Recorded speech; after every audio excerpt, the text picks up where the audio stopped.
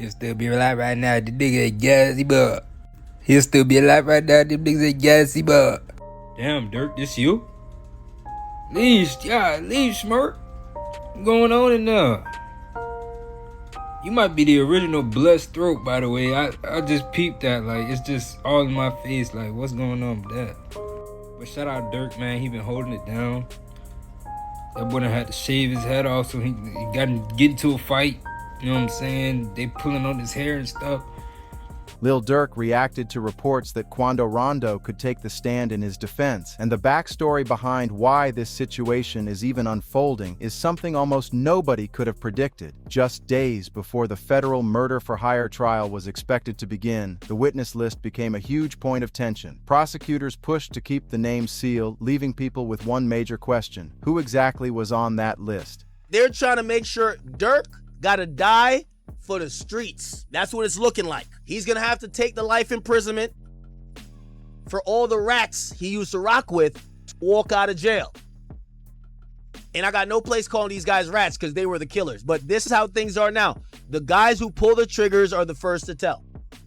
It is what it is. Then came the wildest possibility of all. Rumors began spreading that the person allegedly connected to the center of the conspiracy could potentially appear in court to support Durk. If true, that would turn an already intense case into an unbelievable twist. Stay with us, because the answer goes back to the roots of this long-running feud, including the events that happened between the two sides. What started one way eventually became a situation that would have been almost impossible to predict. Yo, what's good, fam? Today, we're breaking down the full story surrounding Lil Durk's federal murder-for-hire case, the surprise witness theory that has people talking, the sealed witness list that kicked off the speculation, the Christmas Day peace offer Durk allegedly rejected, and the shared Muslim faith that reportedly played a major role in changing the relationship between these two artists. Just don't get cut in the back or slapped in the back of the head. You know what I'm saying? It's looking grim for Durk. It's looking like he might not get out anytime soon, because we got people like this on the police camera outright snitching before they even walk into the establishment. This man's crying his eyes out. They didn't even tell him anything yet. This man probably got pulled over. They ain't even tell him nothing. He's already crying. I'll tell y'all about a murder. I'll tell y'all about it. Stop it, buddy. And I know oh my God. Durk is looking cooked. You got people like this. One more of these people, it's over. You might just need him. He telling everything. Free Schmergio. Let's get into it. Now, before we dive deeper into the courtroom drama, let's keep the facts clear about what this case involves. Lil Durk, whose real name is Durk Devontae Banks, is one of the biggest names in modern hip-hop. In 2024, he won a Grammy for Best Melodic Rap Performance for All My Life with J. Cole. He also built Only the Family into a major Chicago-based collective, and on October 24, 2024, federal authorities arrested him in South Florida as he was allegedly preparing to leave the country, with reports saying he was stopped at an airport while traveling toward Italy. He has remained in federal custody since then. Federal prosecutors allege that Durk orchestrated a murder-for-hire conspiracy targeting rapper Quando Rondo, whose real name is Taekwon Terrell Bowman. According to the government, that alleged plan led to the August 19, 2022 shooting near a gas station by the Beverly Center in Los Angeles. The attack killed Saviera Robinson, known as Lul Pab, who was Quando Rondo's cousin and close associate. Prosecutors say Quando was the intended target, but he survived the shooting. Lul Pab did not. Durk has pleaded not guilty to all charges and remains presumed innocent unless proven guilty in court. His defense has repeatedly challenged the government's version of events and is prepared to fight the prosecution's evidence at trial. The case has also faced several delays. The trial was originally scheduled for January 2026, then moved to April, later set for August 28, 2026, before the date was ultimately moved to August 25th. And the amount of evidence involved is massive. The case reportedly includes more than 230 gigabytes of digital material, over 20,000 pages of reports, surveillance footage, audio recordings, and testimony from people cooperating with the government. The government alleges that Durk put a $1 million bounty on Quando Rondo and that the money was used to recruit people for the alleged attack. The defense disputes that interpretation, arguing that cooperating witnesses may have strong reasons to testify against Durk. His attorneys have also pushed back against the use of rap lyrics and music videos, arguing that artistic expression should not automatically be treated as a confession. Now, this is where the surprise witness story really starts getting interesting. During a pre-trial hearing, the biggest shock reportedly did not come from the defense. It came from the prosecution. Federal prosecutors revealed that they had prepared a witness list containing roughly 35 people who could testify against Lil Durk, with around 20 described as especially important to the government's case. Judge Michael W. Fitzgerald's reaction to the size of that list became another major talking point. The number of witnesses alone was striking, but the situation became even more intense because prosecutors said some cooperating witnesses were directly connected to the alleged conspiracy. Then the government made an urgent request to keep certain witness names sealed, citing safety concerns. That combination of a huge witness list, cooperating witnesses, and sealed names created a serious layer of mystery around the trial. Suddenly, one question became impossible to ignore. Who exactly was the government preparing to put on the stand, and could someone connected to the alleged target somehow become part of the courtroom story? The filing pointed to serious safety concerns as the reason for keeping certain names private.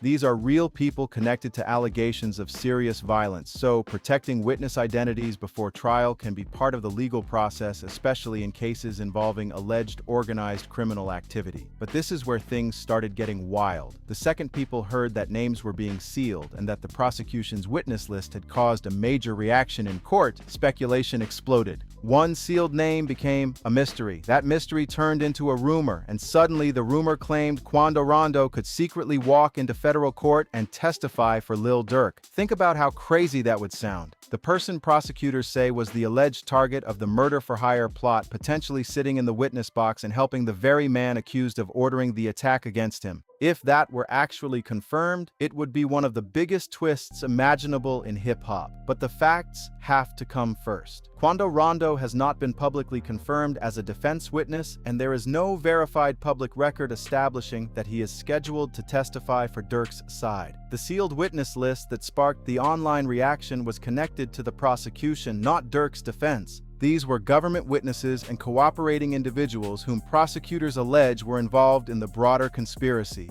Their expected role was to provide testimony for the government's case against Durk, not to defend him. What really happened is that the secrecy created an information vacuum, and people filled that empty space with the most dramatic name possible. That name was Quando Rondo because of the history between the people involved. But a rumor built around a sealed witness list is not proof that Quando Rondo is actually going to appear in court for Durk. Those are two completely different things. Still, there's a bigger reason people even found the idea believable. The question of why Quando could ever have a reason to support Durk goes far beyond one viral rumor. It connects to real events, long-standing relationships, and the tragedy that changed everything. King Von was born Davon Bennett. He was a Chicago rapper, a member of Only the Family, one of Lil Durk's closest associates, and one of the city's most talked about young storytellers. His Crazy Story series became a major part of late 2010 street rap, and his storytelling style made listeners feel like they were right there inside the moment. Whether he was describing conflict, relationships, or life on the block, Von had a way of making every story feel personal. His rise was closely connected to Durk, and that relationship would become a major part of the chain of events surrounding everything that happened later.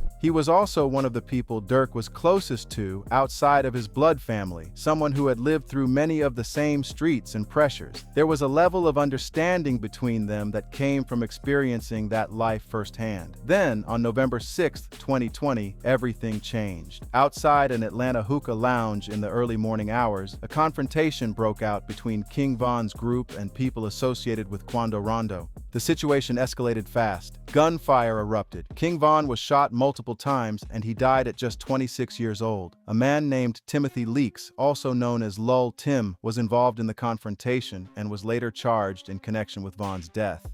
The legal outcome of those charges is separate from the federal case involving Durk.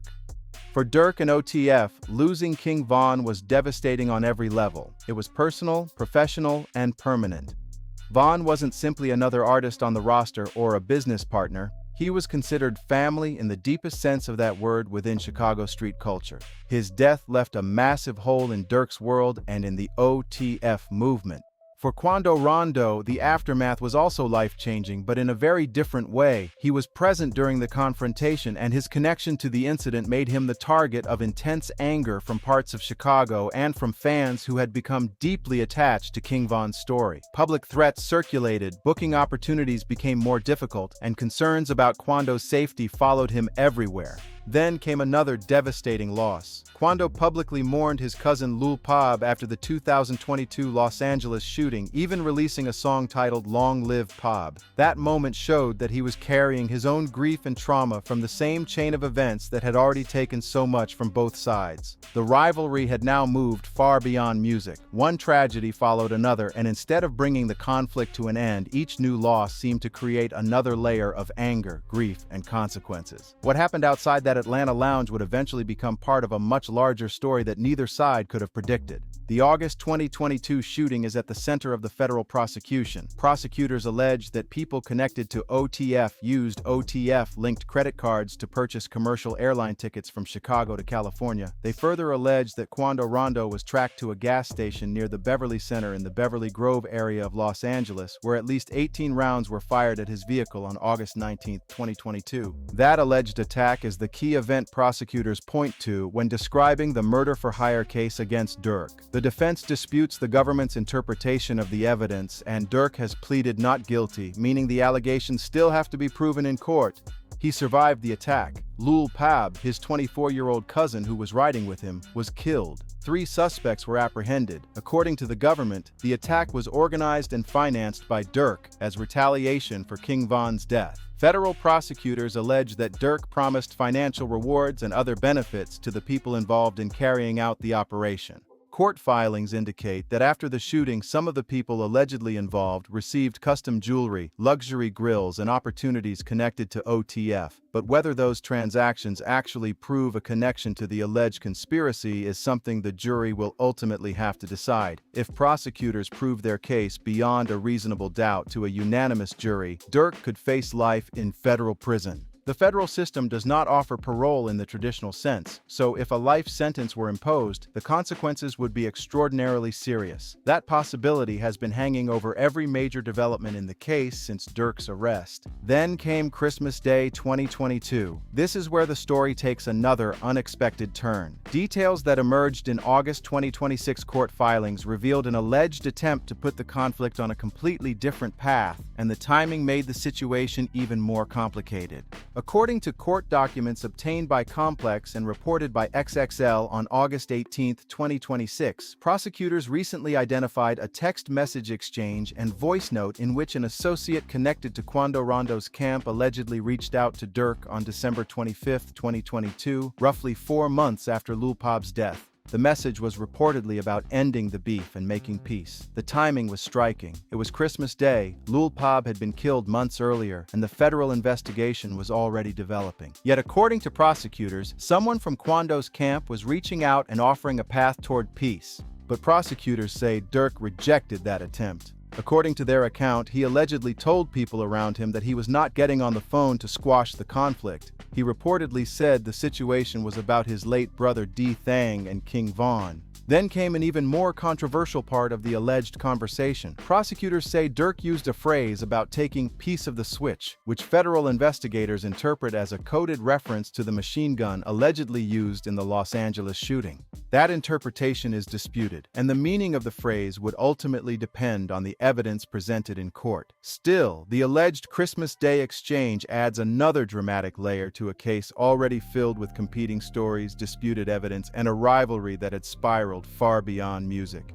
Prosecutors plan to introduce those messages as evidence that, under their theory, the alleged conspiracy did not simply end with the August 2022 shooting. They argue the messages could show that Durk's hostility continued months later. The defense, however, will have the opportunity to challenge how the messages were authenticated, what was said before and after them, and whether prosecutors are interpreting the words correctly. If the jury accepts the government's interpretation of that Christmas Day exchange, prosecutors could argue that it is powerful evidence of Durk's mindset. Their theory is that even after the shooting, even after Lil Durk's death, and even when someone connected to Quando's side allegedly reached out on Christmas Day to discuss peace, Durk was still unwilling to end the conflict. According to prosecutors, Durk allegedly said he was not getting on the phone to squash anything and connected the conflict to his late brother D-Thang and King Von. He allegedly also used the phrase about taking piece of the switch, which federal agents interpret as a reference to the machine gun allegedly used in the Los Angeles shooting.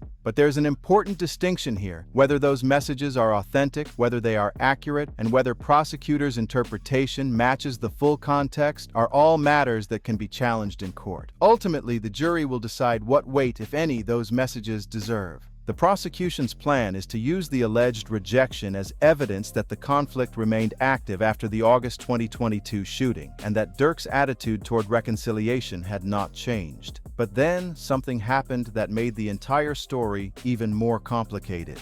In September 2024, after Durk's arrest had already become major news, a video surfaced showing Quando Rondo in a parking lot speaking with a Muslim teacher. During the conversation, the teacher encouraged Quando to make peace with Durk in the name of their shared faith. Quando's body language appeared to change when Durk's name came up. He seemed hesitant at first, with the history between the two sides clearly weighing on the moment, but the teacher continued, reminding him that both men identify as Muslims and emphasizing ideas of accountability, forgiveness, and reconciliation. By the end of the conversation, Quando appeared willing to express love for his brother for the sake of Allah. That moment quickly spread online and changed how many people viewed his position toward the conflict. Here was someone who had experienced tremendous loss and had plenty of reasons to keep his distance, yet he was publicly considering the idea that peace and forgiveness could still matter, and that brings another major piece of this story into focus. Both Lil Durk and Quando Rondo have publicly identified with Islam, making their shared faith an important part of how some people have understood the possibility of reconciliation.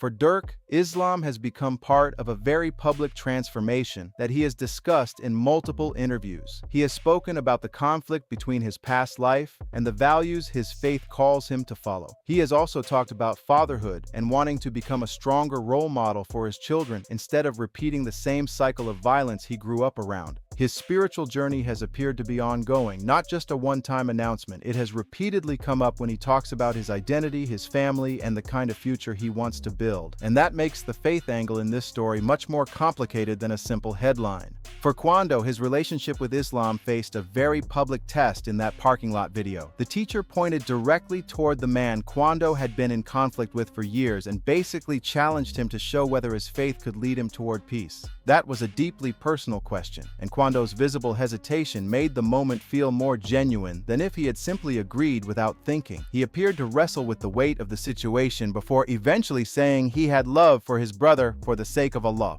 There's also another Muslim community figure connected to this story. Ray Lowe, an Atlanta rapper and practicing Muslim who has spoken publicly about the Durk and Quando situation from a religious perspective. And Ray Lowe has said his faith prevented him from choosing a side in the conflict. His position was that regardless of who had been hurt or killed, his religion called on him to encourage peace. He also referenced teachings associated with the Prophet Muhammad and the importance of remembering death, arguing that continuing a conflict that had already caused so much loss made little sense from a spiritual perspective. Then Quando appeared to respond through his own music. Shortly after Durk was taken into federal custody in October 2024, Quando released a song called Life Goes On, along with a public message suggesting that it was time to leave the past behind. That was not a legal statement, and it was not an official peace agreement, but the change in tone was noticeable. For people watching the situation closely, it looked like another sign that Quando's public attitude toward the long-running conflict had shifted.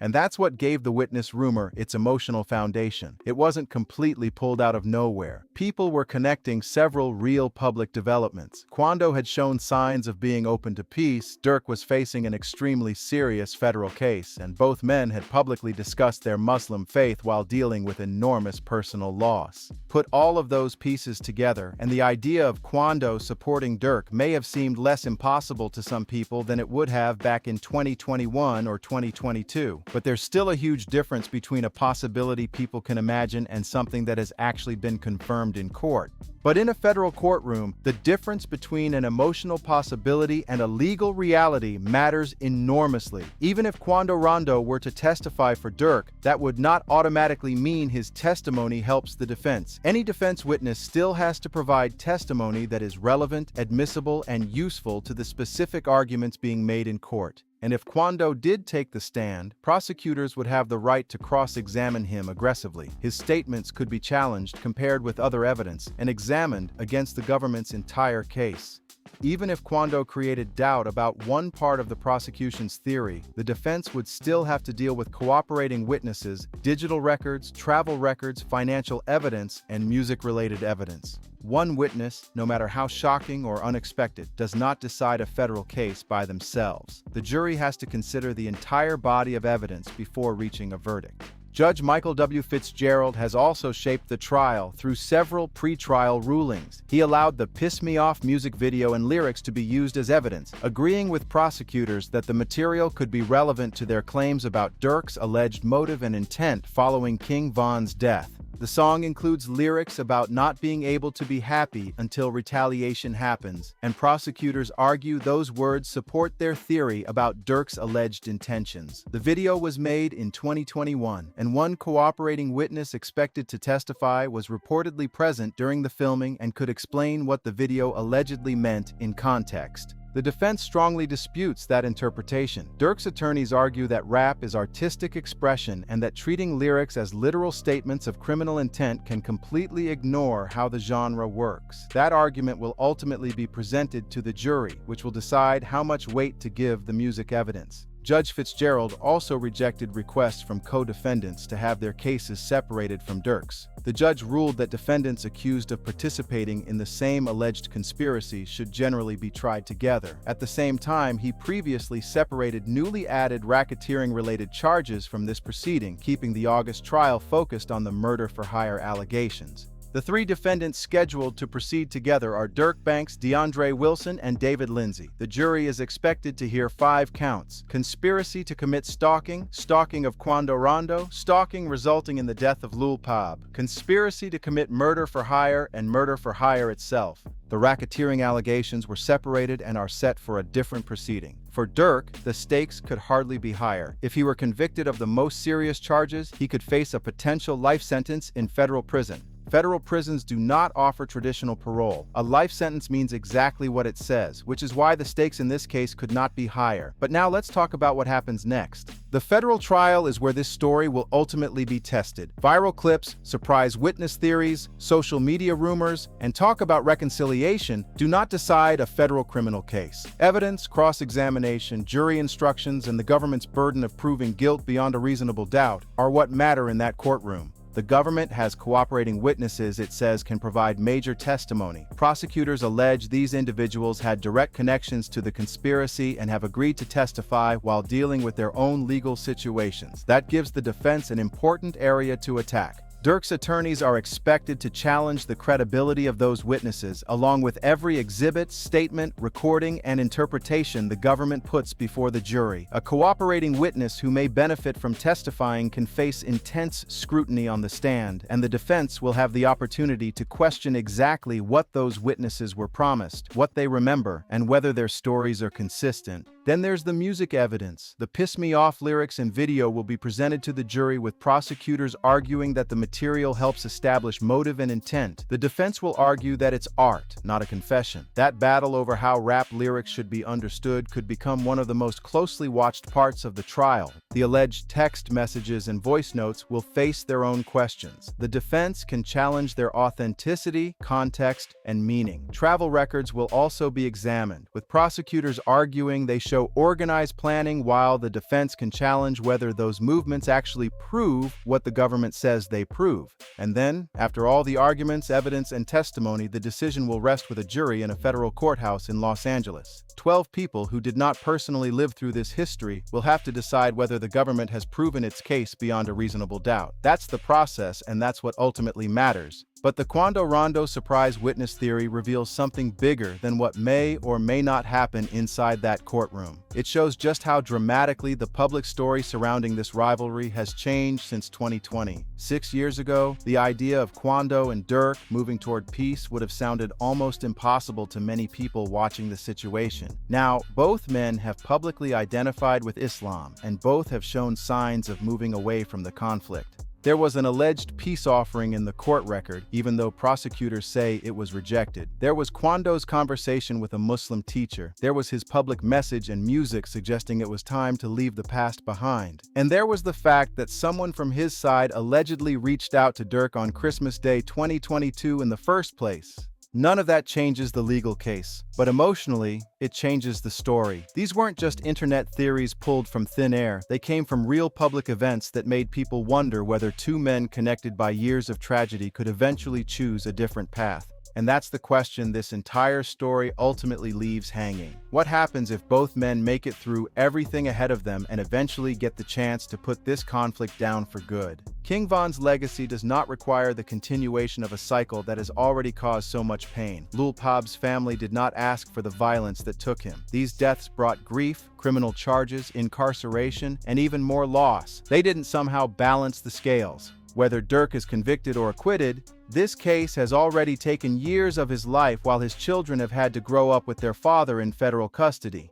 And whatever direction Quando chooses for his future, he has also spent years living under the shadow of a rivalry that changed his life forever. Both men still have a future ahead of them, and what they do with it matters. Whether peace ever becomes real, whether it comes before or after the trial, and whether it can survive everything connected to King Von's death, Lil Pab's death, and this federal prosecution is something only time will reveal. King Von is gone, Lil Pab is gone, Durk remains in federal custody, and Quando has spent years dealing with the consequences surrounding this rivalry. The idea that revenge could somehow settle the score has already produced more tragedy than anyone should have to endure. So maybe the biggest question isn't whether Quando Rondo walks into that courtroom. Maybe it's whether one day both men can look at everything they've lost and decide that what they still have is worth protecting. Now I want to hear from you. Do you think Quando would ever actually testify for Durk? And after everything that's happened, do you think these two could ever find real peace?